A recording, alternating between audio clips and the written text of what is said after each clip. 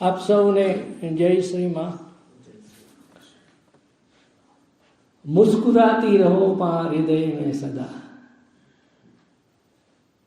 એ માતાજીની જ આપણે વાત કરીએ છીએ. અને કોના હૃદયમાં? આપણા સૌના હૃદયમાં, પ્રાણી માત્રના હૃદયમાં.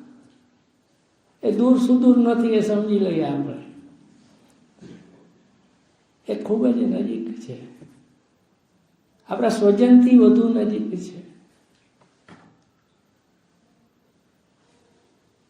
એમાં મીરા સ્ત્રીઓ પાસે ગુહ્ય વિદ્યાનું જ્ઞાન મેળવે છે.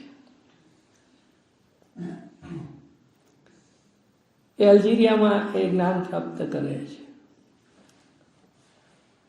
એ ગુહ્ય વિદ્યાની જે ઘટનાઓ છે એમાંનો એક પ્રસંગ છે.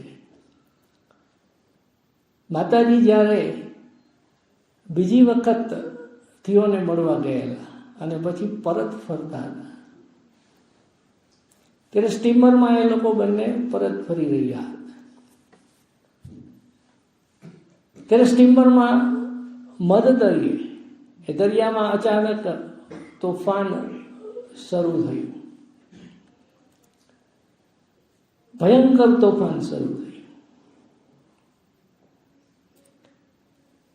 એ તોફાન એવું હતું કે સ્ટીમરને ફંગોળીને ઊંધી વાળી દે અને બધા મુસાફરોનું મૃત્યુ થાય. કેપ્ટન હતા જે સ્ટીમરના, અને બધા મુસાફરો આકડા વાકડા થઈ ગયેલા. થિયો અને મીરા શાંત બેઠા. કેપ્ટન પસાર થયો ત્યારે થિયોએ મીરાને કીધું કે જાઓ મીરા, કાર્ય કરો તમે. એટલે મીરા છે પોતાની કેબિનમાં જાય છે સ્ટીમરની, અને પોતે ધ્યાનમાં સૂક્ષ્મ જગતમાં જાય છે. અનેક નાના નાના સર્પો એ દોરિયાના મોજા ઉછાળી રહ્યા હતા. મીરા એનો સંપર્ક કરે છે અને કહે છે કે આવું શા માટે કરો છો તમે? આટલા બધા માનવના જીવને તમે શા માટે મુશ્કેલીઓમાં મૂકીને મૃત્યુને શરણે પાડવા ઈચ્છો છો? એને તમારો શું ગુનો કર્યો છે? પણ એ બધા સંતો કહે છે કે અમારી તો આ બધી રમત છે, અમારું તો કામ જ આ છે. પછી મીરા એને થોડું સમજાવે છે અને પોતાનું જે શક્તિ, દિવ્ય શક્તિઓ છે એ દ્વારા એને કહે છે કે હવે બધું બંધ કરો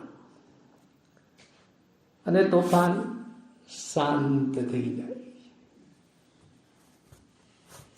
મીરા પોતાની કેબિનમાંથી બહાર આવે છે ત્યારે બધા મુસાફરો, કેપ્ટન આનંદથી ખુશખુશાલ નાચતા હતા. કોઈને ખબર ન હતી, મીરા અને થિયો જ આ વસ્તુ જાણતા હતા કે આ તોફાન શાંત કઈ રીતે થઈ. આ અધિપત્ય છે સૂક્ષ્મ જગત ઉપર મા ભગવતી. આ રીતે મીરાનું જીવન આગળ વધતું જાય છે. 1910ની સાલ છે. એમના husband Paul Richard, French colony Pondicherry હતું, એમાં ચૂંટણી કાર્ય માટે આવવાનું થાય છે. અને મીરાને ખાતરી હતી કે મને જે એક વ્યક્તિ દેખાય છે જેનું નામ મેં શ્રી કૃષ્ણ આપેલું છે એ હિન્દમાં હોવા જોઈએ.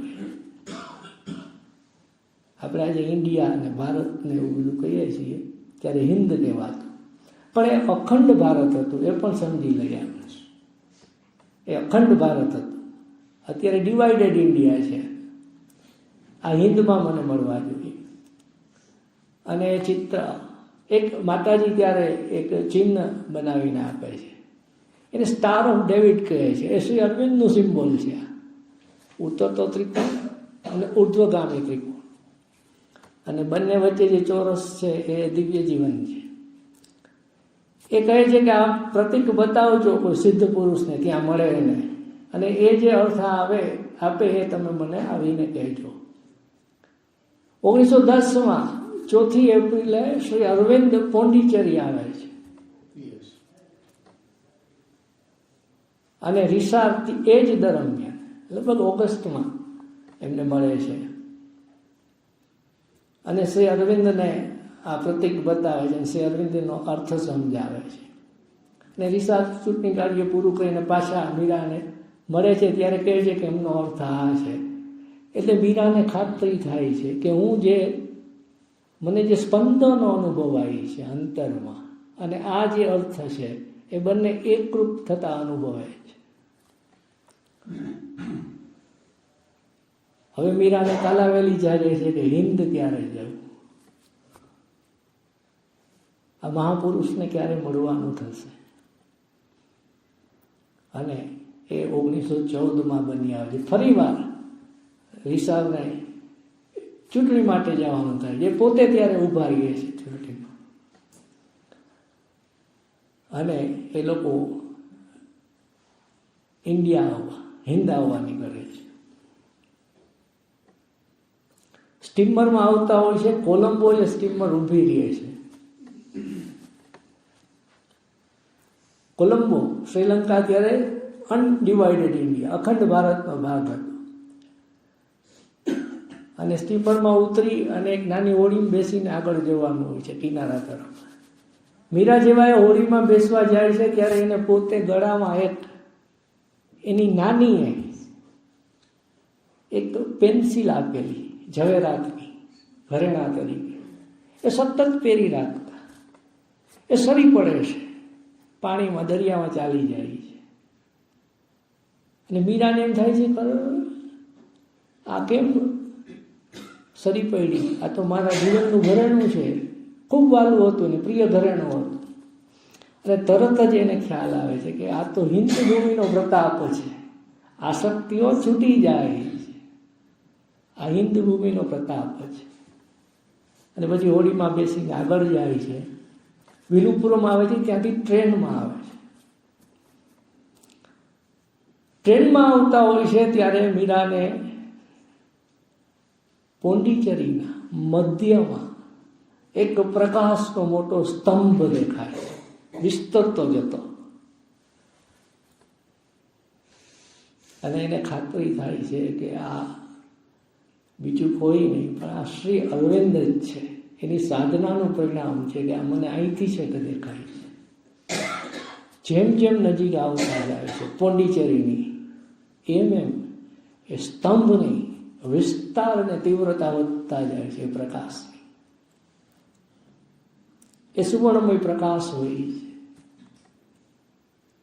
અને પેલા પોંડિચેરી ઉતરે છે પોલીસાર સાથે.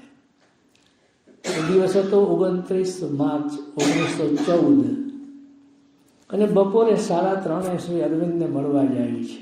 મુલાકાતનો સમય એ જ દિવસે ગોઠવાઈ જાય છે. મીરા અને પોલીસાર શ્રી અરવિંદને મળવા જાય છે. શ્રી અરવિંદ પગથિયા ઉપર, ફર્સ્ટ ફ્લોર ઉપર રહેતા, ત્યાં પગથિયા ઉપર ઊભા છે, રાહ જોવે છે.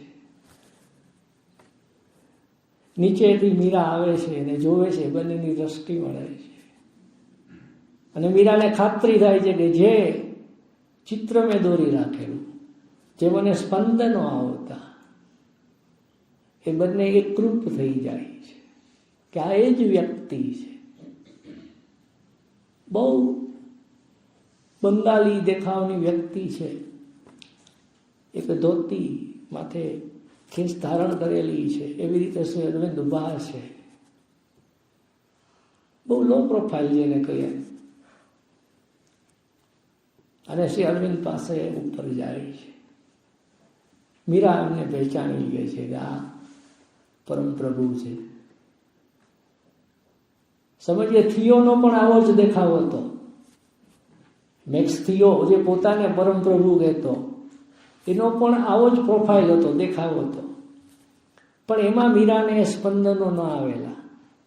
જે ચિત્ર એને બનાવેલું, જે સૂક્ષ્મમાં દર્શન હતું અને પ્રત્યક્ષ દર્શન હતું, એ બંને એકરૂપ થાય તો એ સાચી વસ્તુ શ્રી અરવિંદમાં આવે છે. શ્રી અરવિંદ અને પોલ રિસાર્ડ એક ખુરશી ઉપર બેસીને વાતો કરતા હોય છે અને મીરા પોતે એક સ્ટૂલની બાજુમાં નીચે જમીન પર બેસે છે, પોતે શાંત છે. એ મુલાકાત પૂરી થાય છે અને મીરા કહે છે કે શ્રી અરવિંદે મારામાં અચલ શાંતિ મૂકી આપી. એ છેવટના ભાગમાં લખે છે જ્યારે માતાજી તરીકે કે મને કોઈ દિવસ છોડીને નથી ગઈ, મેં કશું જ માંગ્યું નથી, અને એ ફક્ત એમની પાસે બેસવાથી અચલ શાંતિ, નિરવતા મૂકી આપ્યા. શ્રી અરવિંદ પણ મીરાને ઓળખી જાય છે કે આ છે મા ભગવતી.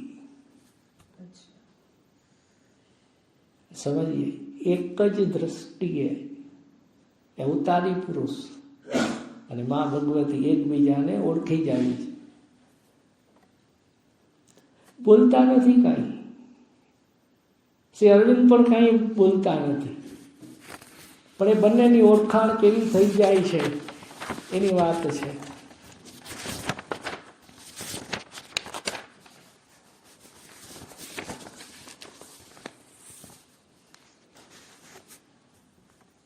અને મીરા બીજે દિવસે એટલે કે 30મી માર્ચે પોતાની ડાયરીમાં લખે છે, ભલે હજારો લોકો ગહનમાં ગહન અજ્ઞાનમાં ડૂબેલા હોય, ગઈકાલે અમને જેનું દર્શન થયું છે તે પૃથ્વી ઉપર વિદ્યમાન છે. તેની હાજરી એ વસ્તુ સિદ્ધ કરવા માટે પૂરતી છે કે એક દિવસ એવો આવશે કે જ્યારે અંધકાર પ્રકાશમાં પલટાઈ જશે અને જ્યારે સાચે સાચ હે પ્રભુ તારું શાસન પૃથ્વી ઉપર સ્થાપિત થશે. યોગ છે ડિવાઇન લાઈફ, દિવ્ય જીવનનો પૃથ્વી પર. ફ્લાઇટ નહીં, ઉડીને ભાગી જવાની વાત નથી, મોક્ષ, નિર્વાણ, વૈકુંઠ, ગોકુલ એની કોઈ વાત નથી. આ જીવનમાં જે દિવ્યતા પ્રગટ કરવી એનો આ યોગ છે. એટલે પ્રભુનું શાસન અહીંયા ઉતરી આવશે એની ખાતરી થાય છે મીરાને. મીરાએ પોતાનો આખો ભૂતકાળ ભૂસીને શ્રી અરવિંદના ચરણોમાં સમગ્ર સમર્પણ કરી દીધું હોય છે. શ્રી અરવિંદ નોંધે છે આના માટે. શ્રી અરવિંદ આ પ્રથમ મુલાકાત વિશે જણાવે છે. આ પહેલો પ્રસંગ હતો કે જ્યારે મેં જાણ્યું કે શરીરના અંતિમ કોષ સુધી સમર્પણ મનુષ્ય દેહ શક્ય છે. શરીરનો એક એક કોષ એ પણ સમર્પણ કરી દે છે મૌનમાં. શ્રી માતાજી અહીં આવ્યા અને મને પ્રણામ કર્યા ત્યારે એ પૂર્ણ અશેષ સમર્પણને મેં કાર્યરૂપમાં પરિણમતું જોયું. ફક્ત મૌનમાં આ સમર્પણ થાય છે. ઝાલા સાહેબે બહુ સુંદર વાત કરી છે બધી. શ્રી અરવિંદ કહે છે એ જ વાત ઝાલા સાહેબે બીજી રીતે કહી છે. કદાચ સ્ત્રીઓ જ આવું સમર્પણ કરી શકતી હોય છે. શ્રી અરવિંદે માન્ય કર્યું છે કે આ સમર્પણની અવસ્થા સ્ત્રીઓ વધુ સારી રીતે કરી શકે. એ છે આપણા માતા.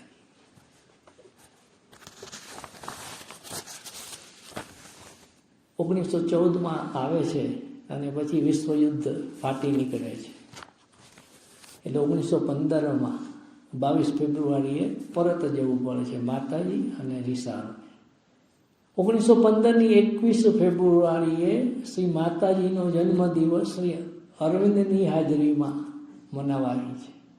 First birthday of the mother in Pondicherry 1915 21 ફેબ્રુઆરી. બીજે જ દિવસે સવારે નીકળી જાય. પછી એમને દૂર જવું પડે છે. છેલ્લે જાપાનમાં પણ જાય છે. ત્યાં પણ ઘણી બધી એમને અનુભૂતિઓ છે. એમાંની એક મહત્વની અનુભૂતિ છે કે જે આપણે ભોગવી છે બધી. 1920ની અનુભૂતિ છે માતાજીની.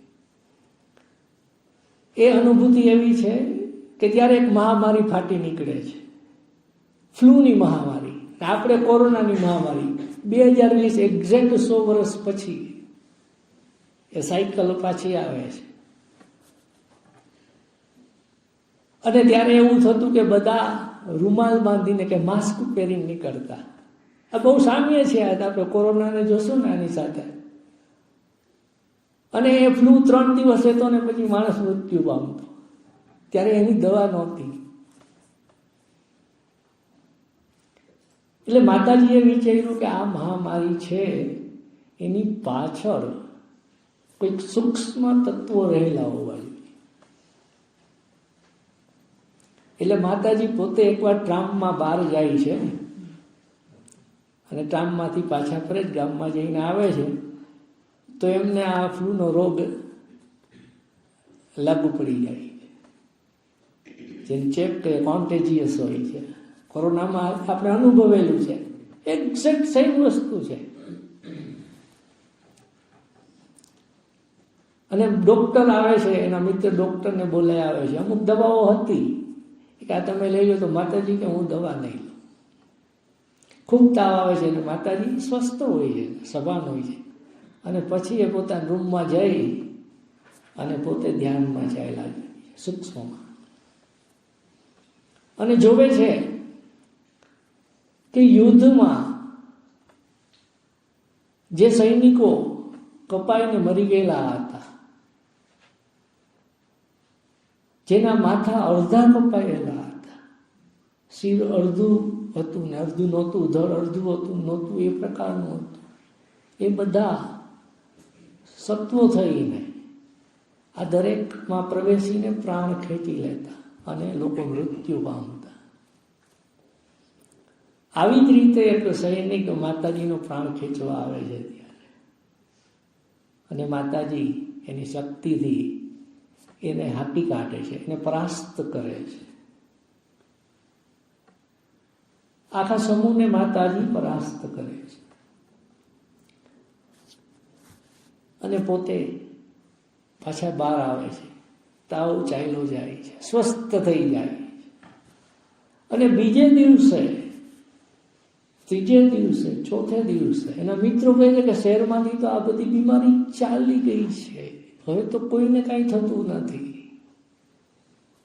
એનું કાર્ય ક્યાં થયેલું છે? સૂક્ષ્મમાં. જેનું મૂળ હતું એ જ નાશ પામે છે. એ બી મહામારી છે, એ જાપાનમાં ત્યાં ઓછી થવા માંડે છે. આ બધી વસ્તુઓ ત્યાંના છાપામાં પણ પ્રસિદ્ધ થાય છે મીરાની અનુભૂતિ તરીકે. આ મીરા જાપાનના વાતાવરણમાં રહે છે. એ ભૌતિક વાતાવરણ છે, શિસ્તબદ્ધ વાતાવરણ છે. બ્યુટી, સૌંદર્યનો એ દેશ છે. પણ આ ભૌતિકતામાં રહેતા રહેતા મીરાને એમ થાય છે કે આમાં તો મારું જે કાર્ય છે શ્રી અરવિંદ પાસેનું એનું શું થશે? અને મીરા એને કારણે ખૂબ જ દુઃખી થાય છે, ગ્લાનિમાં ચડી પડતા હોય છે. અને પછી ભગવાનને પ્રાર્થના કરે. મેં ભગવાનને આતુરતા ભાવે પ્રાર્થના કરી કે હે પ્રભુ, મારે શું કરવાનું છે એ તમે મને કહો. અને પછી એકાએક જ મારી અંદર બધું શાંત થઈ ગયું. મારી સમક્ષ પ્રભુનું વિરાટ સ્વરૂપ પ્રગટ થયું. ગીતામાં વર્ણવ્યું છે તેના કરતાં પણ તે વધારે સુંદર હતું.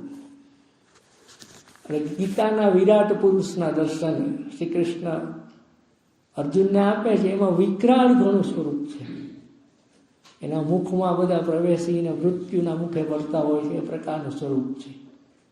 વિકરાળ ને ભયંકરતા પણ એમાં છે. જ્યારે માતાજી પાસે એ જ વિરાટ સ્વરૂપ, કોઈ સુંદરતા, કોઈ દિવ્યતા લઈને પ્રગટ થાય, એનાથી પણ ભવ્ય એવું સ્વરૂપ. એ સ્વરૂપે મને તેના બાહુમાં ઉચકી લીધી અને પૂર્વ તરફ ગતિમાન થયું.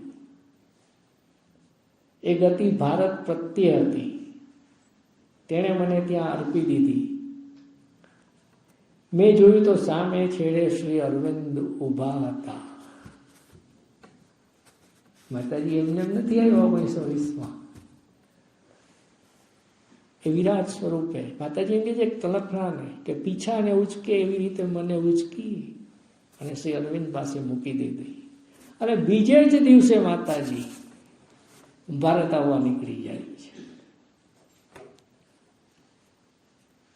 એ છે 1920ની સાલ. એ ત્યારે દરિયાથી સ્ટીમરમાંથી પોંડિચેરી આવતા હોય છે.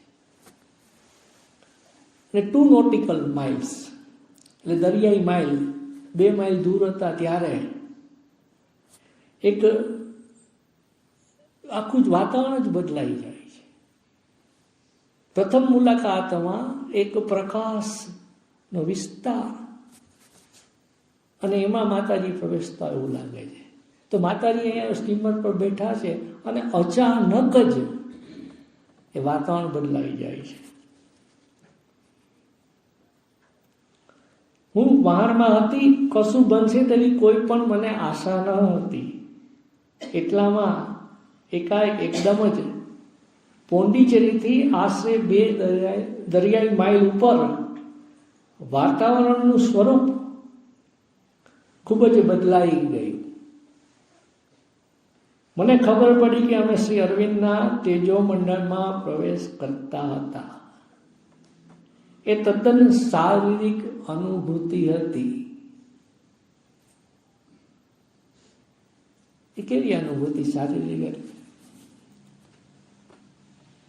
આપણે અમદાવાદ, રાજકોટ ખૂબ ગરમીમાંથી અહીંયા આવ્યા છીએ. અહીં વાતાવરણ અચાનક બદલાઈ ગયું છે. We can feel this. અચાનક જ આવી રીતે શ્રી અરવિંદના તેજો મંડળનું વાતાવરણ જે છે એ ભૌતિક સ્વરૂપે અનુભવવા માંડ્યું. અને માતાજી કહે છે કે અમે શ્રી અરવિંદના તેજો મંડળમાં પ્રવેશી રહ્યા હતા. અને માતાજી પછી કાયમી માટે પોંડિચેરી આવી જાય છે. એ છે દિવસ 24 એપ્રિલ 1920. પ્રથમ મુલાકાત 29 માર્ચ 1914. અને પછી પોંડિચેરીમાં શ્રી અરવિંદ અને અરવિંદના થોડા શિષ્યો સાથે એ રહે છે. આશ્રમની સ્થાપના નથી થઈ હતી, પણ શિષ્યોને માર્ગદર્શન આપે છે. શિષ્યો હજી સ્વીકારવા તૈયાર નથી હોતા કે કોઈ યુરોપિયન સન્નારી આવી અને અમને માર્ગદર્શન આપે. પણ એમાં એક ઘટના બને છે.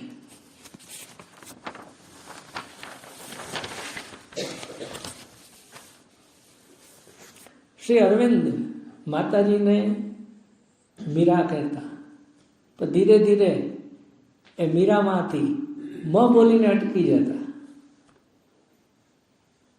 કારણ કે શ્રી અરવિંદ માતાજીને મધર કહેવા માંગતા, મા ભગવતી. મ બોલીને અટકી જતા ને પછી મીરા બોલતા. કારણ કે ત્યારે શિષ્યો એ રીતે તૈયાર નહોતા. પણ 1926માં સિદ્ધિદિન બાદ શ્રી અરવિંદ મધર કહે છે. અને માતાજી નોંધે છે it is the beginning of the mother. એજન્ડામાં ઉલ્લેખ છે. એ માતાજી તરીકે હવે પ્રસ્થાપિત થાય છે.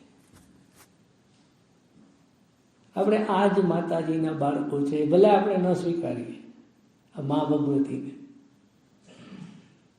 અત્યારે આપણી અજ્ઞાનતાને કારણે આ ન સ્વીકારીએ, આજ નહીં તો કાલે આપણે અહીંયા પહોંચવાનું છે.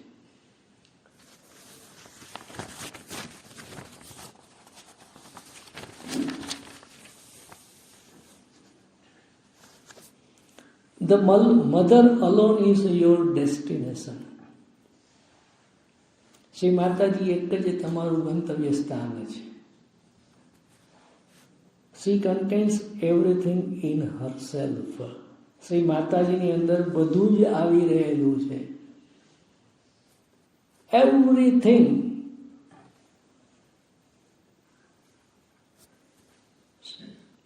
To have her is to have everything. જો માતાજીની સાથે આપણું અને આપણે તેની સાથે હોવું મતલબ બધું જ આપણને પ્રાપ્ત થઈ શકે છે. If you live in her consciousness, જો તમે માતાજીની ચેતનામાં રહેતા શીખો તો there will be an automatic flowering of every other thing. તો પછી બાકીની દરેક વસ્તુઓ આપમેળે ખીલી ઉઠશે. એ ચેતનાનો એ આપણને વિકાસ કરવા માટેનો એ પ્રભાવ છે, એ કાર્ય છે માતૃશક્તિનું. સમય પૂરો થાય છે, પણ એક છેલ્લી વાત શ્રી અરવિંદ એક લાઈનમાં કીધી છે, એ કરું છું. અડોર ઘણું છે સાહેબ. ઓકે, અગત્યના મુદ્દા લઈને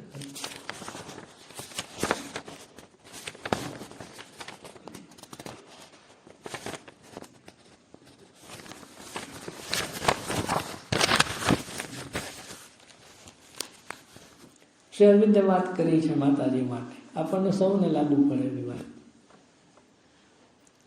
જે લોકો શ્રી માતાજીનો સ્વીકાર કરે છે તે સર્વની અને શ્રી માતાજીની વચ્ચેનો સંબંધ એક આધ્યાત્મિક માતૃત્વનો સંબંધ છે. સ્પિરિચ્યુઅલ મધરહુડ. આપણી ફિઝિકલ મધર હોય છે, આપણને જન્મ દેનારી માતા. એ કોઈ નાની મોટી વાત નથી આમાં, કે એ નાના મોટા ને એવી કોઈ વાત નથી. સ્થૂળ શરીરને જન્મ આપનારી માતાનો તેના બાળક સાથે જે સંબંધ હોય છે તેના કરતાં આ સંબંધ અનેક ગણો મહાન છે. માણસને તેની મા તરફથી જે કંઈ મળી શકે છે તે બધું જ શ્રી માતાજી આપે છે. હું મારી વ્યક્તિગત વાત કરું તો મારી ફિઝિકલ મધર દેવ થઈ ગયા છે, તો એ બધું જ મને માતાજી આપી શકે. દે હોય તો ઉત્તમ. અને તે પણ એક ઘણી ઉચ્ચ રીતે. મને ભૂખ લાગી છે તો આ માતાજીને કહેશું ને તો કંઈક જુદી જ રીતે આપશે. આ સમજો, આ ખાલી હું વાતો નથી કરતો, આ વાસ્તવિક વસ્તુ છે. આ ઉપરાંત પણ બીજી કેટલી વસ્તુઓ શ્રી માતાજી સાથે સંબંધમાં આવી રહેલી છે અને પછી આપણને યોગ માર્ગમાં આગળ લઈ જાય છે. બીજી ઘણી વાતો છે માતાજીની, એ છે માતાજીના દેવો સાથેના સંબંધો. માતાજીના દેવો સાથેના સંબંધો, ગણપતિજી, દુર્ગા, શ્રી કૃષ્ણ, મહાદેવ, ઘણી બધી વાતો છે. એમાંથી એક ગણપતિજીની વાત લઈ લઈએ આપણે. શું કામ કે આપણે પોંડિચેરી જઈએ ત્યાં ગણપતિજીનું મંદિર છે. જે ગયા હશે એમને જોયું હશે કે ગણપતિજીનું મંદિર છે સમાધિની બાજુની જ શેરીમાં, આશ્રમ બિલ્ડિંગની બાજુની શેરીમાં. માતાજીએ શરૂઆતમાં એકવાર પ્રશ્ન કર્યો અંદર પોતાના સૂક્ષ્મ જગતમાં જઈને કે આ સૂંઢવાળા કોઈ દેવ ખરેખર છે કે નહીં? અને ગણપતિજી મહારાજ પ્રગટ થાય છે, પોતાની સૂંઢ હલાવતા. ઓફકોર્સ કે આ હું છવ જ માં, પણ કે તમારે કંઈ જોતું હોય તો ખાસ કરીને ધન સંપત્તિ માટે મને કહેજો, આશ્રમ માટે. અને આશ્રમમાં જ્યારે જ્યારે પ્રશ્ન ઊભા થયા ધન સંપત્તિ, ત્યારે માતાજી ગણપતિજી મહારાજને કહેતા કે કંઈક ધન મોકલાવો આ બાજુ. પરસ્પરમ ભાવયંતા, એકબીજાને મદદ કરવી. માતાજીને એ ગણપતિજીની અનેક મૂર્તિઓ પણ એમના શિષ્યો સાધકગણ આપી જતા. કોઈ કાંસાની હોય, કોઈ પિત્તળની હોય, જુદી જુદી, કોઈ માટીની હોય. અને માતાજી જ્યારે પોતે નેલ પોલિશ કે કોઈ ક્રીમ લગાડે ને ગણપતિજીને લગાડી દેતા. આવો ઘનિષ્ઠ સંબંધ હતો. જેવા માતાજી ગણપતિ જોવે એટલે સાક્ષાત હાજર થતા, ત્યાં હાજર જ હોય છે. હવે થયું એવું કે આશ્રમની બાજુમાં ગણપતિજીનું જે મંદિર છે, એક દિવસે રાત્રે એ મંદિરના ગણપતિજી માતાજી પાસે આવ્યા કે મારા ભક્તોને પ્રદક્ષિણા ફરવામાં ખૂબ જ ઓછી જગ્યા છે, કંઈક ઉપાય કરો માતાજી. એટલે આશ્રમની બાજુ, એ ગણપતિની મંદિરની બાજુમાં આશ્રમના એક સાધકનું જ ઘર હતું, આમ આશ્રમનું જ હતું. એટલે માતાજીએ કીધું કે આમને બધી બાજુથી થોડી જગ્યા, લગભગ 140 મીટર જેટલી જગ્યા, સ્ક્વેર મીટર જેટલી જગ્યા એ કાઢી આપો અને આ મંદિરને ઓફર કરી દો, અર્પણ કરી દો. એટલે એમના મંદિરના ટ્રસ્ટીઓએ પૈસા આપવા માટે આવ્યા. તો માતાજીએ કહ્યું અમારો વ્યવહાર જુદો છે, ગણપતિ મહારાજ પૈસા લેતા નથી, ઓફર કરે છે. અને ત્યાં સુંદર એ પ્રદક્ષિણાની વ્યવસ્થા થઈ જાય. ત્યાં જશો તો ત્યાં લખેલું પણ છે, એ ગણપતિ મંદિરમાં વસ્તુ લખેલી પણ છે કે આશ્રમ તરફથી આ, પણ એની પાછળની જે ઘટના છે એ ત્યાં કદાચ બયાન ન થયેલી હોય કે એ શા માટે બન્યું, પણ આ જમીન આશ્રમે આપેલી છે એવું છે ત્યાં. અને પછી એ બધું થઈ જાય છે, પછી ગણપતિજી ત્યાં ના આવે છે, કહે છે કે માં તમે ખૂબ સુંદર કાર્ય કરી દીધું, મારા ભક્તો હવે નિરાતે પ્રદક્ષિણા કરી શકે છે.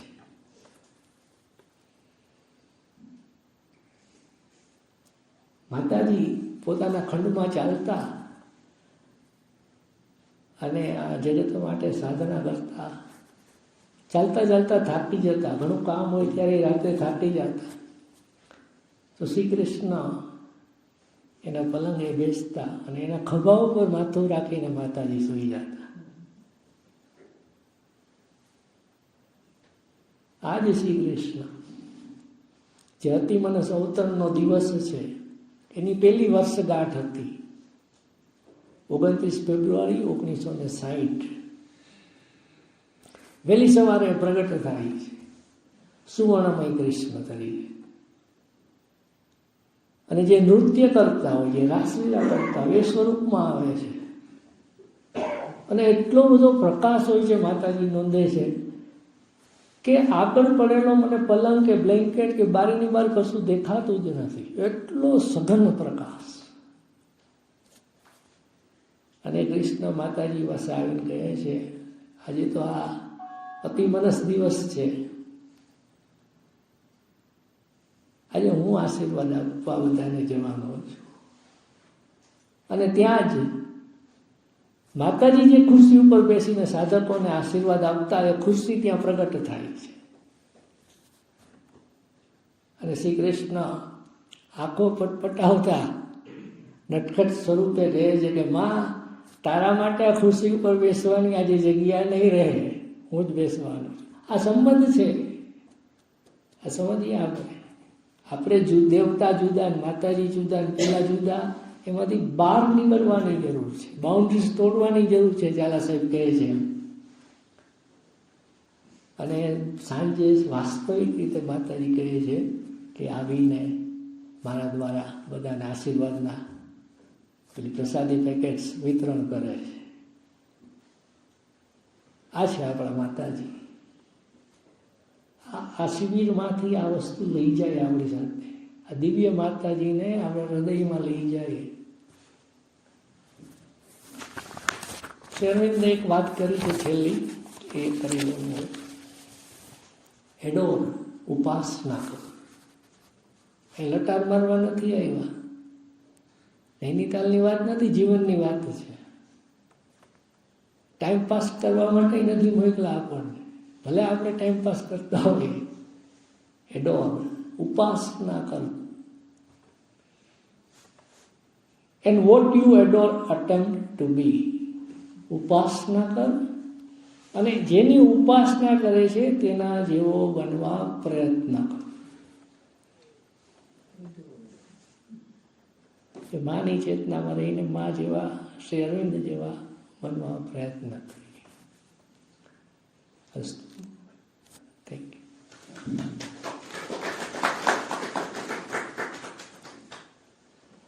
આપણે કાલે મંત્ર બોલેલા સમૂહમાં. જી. કૃષ્ણનો જન્મ અને માતાજીનો જન્મ બંનેના ટાઈમ ડિફરન્સ તો ઘણા છે, તો એ ક્યારે આવે અને આ તમે જે કહો છો ને કૃષ્ણ આવીને એમને આપે છે, એ મને સમજ. એમને આપણો જન્મ ક્યારે છે? અત્યારે છે. તો આપણે કેમ કૃષ્ણને ભજીએ છીએ? આપણા પણ ડિફરન્સ છે. આપણે કૃષ્ણને સાથે કેમ, કૃષ્ણ આવતા નથી અત્યારે, આપણે છતાં પણ એને મેળવવા પ્રયત્ન કરીએ છીએ. મળતા નથી એ જુદી વાત છે. આ આપણે જે એક શરીરને માનીએ છીએ કે એક જ ઘટના છે, એ વાસ્તવિકતા નથી. ચેતના જે છે એ અખંડ છે. ચેતના છે એ અખંડ છે. એટલે જો સાચી ચેતનામાં પ્રવેશો તો રામ પણ દર્શન આપે, કૃષ્ણ પણ દર્શન આપે, મહાદેવ પણ દર્શન આપે, માતાજી પણ દર્શન આપે, શ્રી અરવિંદ પણ દર્શન આપે. આપણે લીલા ચશ્મા પહેરીને બેઠા છીએ એટલે સાચું ઘાસ જોઈ શકતા નથી. ચશ્મા ખોટા લગાડેલા છે. આપણે જે અત્યારે જગત જોઈએ છીએ એ વાસ્તવિક જગત નથી. ભલે આપણે માનતા હોઈએ કે આ વાસ્તવિક જગત છે, આ એક જ વાસ્તવિકતા છે, એવું છે નહીં. જ્યારે આંતરચક્ષુ ખુલે, આંતર કેન્દ્રો ખુલે, એ ચક્ર કહે છે, એ ખુલે એટલે બીજા બધા જગતોના દર્શન થાય છે ને એમાં બધાનું અસ્તિત્વ ચીર સ્વરૂપે, કાયમી સ્વરૂપે હોય છે. એ શરીર નાશ પામેલું હોય, ભૌતિક તત્વ એ ચાલ્યું ગયેલું હોય, પણ એની ચેતના સઘન રૂપે ત્યાં પ્રત્યક્ષ હોય છે. એટલે માતાજી અને શ્રી કૃષ્ણનું મળવું કે માતાજી અને શ્રી ગણપતિજીનું મળવું એ કંઈ મતલબ it is not a question, એ કોઈ પ્રશ્ન તરીકે નથી, પણ એ મળી શકે એવી પૂરેપૂરી વ્યવસ્થા છે. અને આપણે પણ મળી શકીએ. સમજીએ, જે કોઈ મનુષ્ય દેહ છે એને એ માટેની વ્યવસ્થા, એ માટેનું તત્વ આપવામાં આવેલું છે કે આપણે પણ પ્રત્યક્ષ એ કરી શકીએ. નરસિંહ મહેતાની हाँ कौन कहते हैं कि भगवान आते हाँ मीरा की तरह तो તે નહીં. ગીતામાં કૃષ્ણએ કહ્યું છે કે આ યોગમાં સૂર્ય મનુને કહ્યો હતો, મનુને એટલે પરંપરાથી એ ચાલ્યું આવે છે. ફક્ત આપણે એક ફિઝિકલ બોડીને જોઈને જો આ નિર્ણયો લેશું ને તો આ વસ્તુ સમજાશે નહીં. આપણે અંતરમાં ડૂબકી મારવી પડશે આ સમજવું હોય તો. એ વિના આ શક્ય નથી. ફક્ત આપણે કોઈ વાક્ય વાંચી લીધું, કોઈ યંત્રવત પાઠ કરી લીધા થાય છે, પણ એ સમય માગી લેવી. ચેતનાનું પરિવર્તન કરીએ, ચેતના સાચી ચેતનામાં રહેતા શીખીએ તો આ બધી વસ્તુ આવે છે. એની સાધના પણ છે માતાજી શ્રી અરવિંદે વર્ણવેલી, એ કોઈ જુદો વિષય છે. તો માતાજીની ચેતનામાં આપણે પ્રવેશ કરી શકીએ અને એમાં આપમેળે બધી ખીલવણી થાય એવી પ્રાર્થના કરીએ. આપણે પહેલાં 3 મંત્ર જે બોલીએ છીએ એ યાદ છે કે ફરી યાદ દેવડાવી દઉં? દેવડાવી દઉં છે. પહેલો મંત્ર છે શ્રી અરવિંદનો ગાયત્રી મંત્ર, ઓમ તત્સર્વિતુર વરમ રૂપમ જ્યોતિ પરસ્ય ધીમહિ યન્નઃ સત્યેન દીપયેત.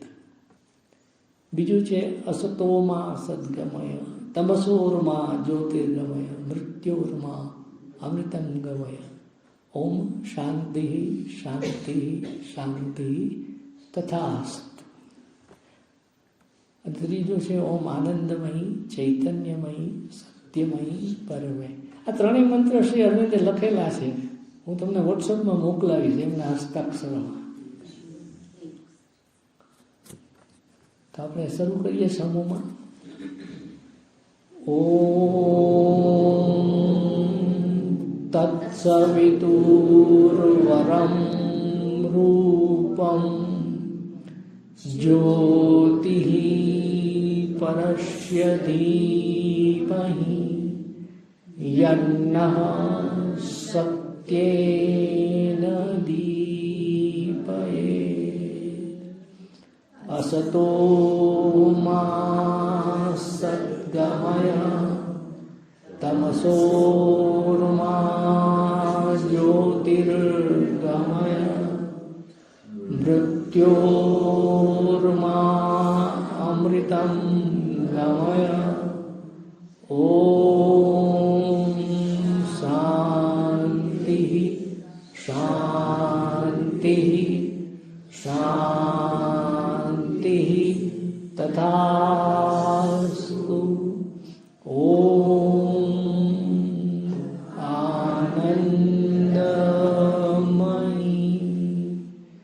ચૈતન્યમયી સત્યમયી પરમે.